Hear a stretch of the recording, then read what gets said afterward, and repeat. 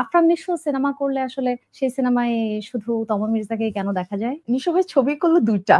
সেটাই তো। এখন তো আমরা অনেকগুলো তো করেনি। অনেগুলো করলে না তখন দেখা যাবে যে তারপরে দুটোতেই আমরা পেলাম তমা মির্জাকে। আপনাদের কেমিস্ট্রিটা অফ স্ক্রিন কেমন? কিন্তু ভাই বোন টাইপের তুই তুকারি সম্পর্ক। ভাইয়া তুই এটা করিস, ওটা করিস, এটা হয় না, ওটা হয় নাই।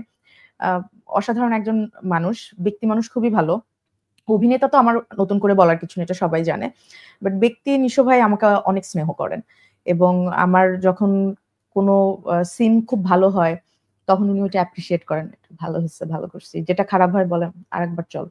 তো এই যে আন্ডারস্ট্যান্ডিংটা এটা খুব ইম্পর্টেন্ট দুইজন আর্টিস্টের মধ্যে যখন তারা একই সাথে স্ক্রিন শেয়ার করে। তার মনে হয় এটা নিশো ভাইয়ের সাথে আমার সেকেন্ড ফিল্মে এসে আরো স্ট্রং হয়ে গেছে। আচ্ছা আমি আপনাকে একটা কথা বলি, অভিনেত্রী হিসেবে কিন্তু আপনিও আমার খুব প্রিয়। Thank you. এখন আমি জানতে চাই যে নায়িকা না, আপনি অভিনেত্রী হিসেবে আমার খুব প্রিয়। আপনি অভিনয় কেন কম করেন? মানে আপনার কাজ খুব সিলেক্টিভ কাজ কেন আসে?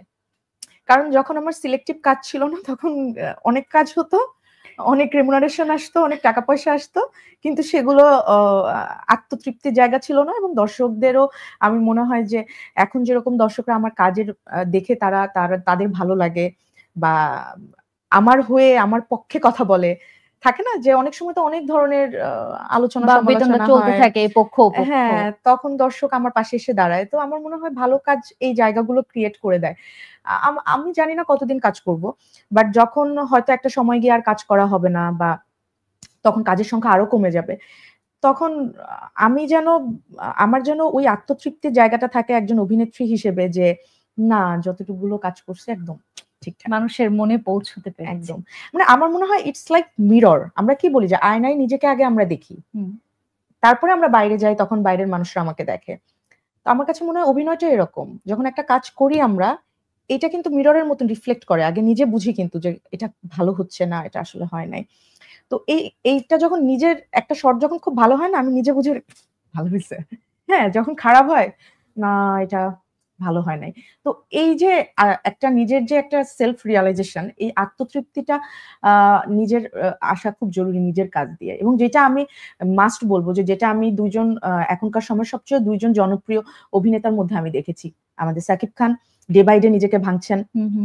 মানে আমার মনে হয় সে আত্মতৃপ্তির জায়গায় তার চরম এখন। সে মানে নিজেকে নিজে দেখে মনে হয় অনেক খুশি হন বা স্যাটিসফ্যাকশন কাজ করে। চ্যালেঞ্জ করতে পছন্দ করেন। এবং নিশো ভাই সেম। হ্যাঁ।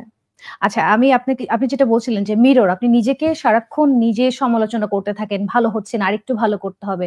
আপনার জীবনের সবথেকে বড় সমালোচক কে? আপনার পরিবার বা বন্ধুদের মধ্যে বা আপনার কলিগদের কেউ যে তোমার এই কাজটা মানে খুব খুঁটিনাটি বাছাই করে দেখে, এরকম কি আছে আপনার জীবনে? আমার আম্মু। তাই?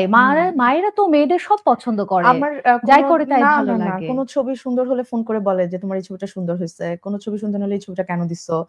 তারপরে কাজ দেখে অভিনয় ভালো হলে বলে খুব ভালো হয়েছে। আমার থেকে যদি অন্য কারোর অনেক সময় থাকে না যে আরো অভিনেত্রী থাকে, তারটা ভালো হলে আমাকে বলে যে ওটা তোমার থেকে বেশি ভালো হয়েছে, তোমার আরো ভালো করতে হবে।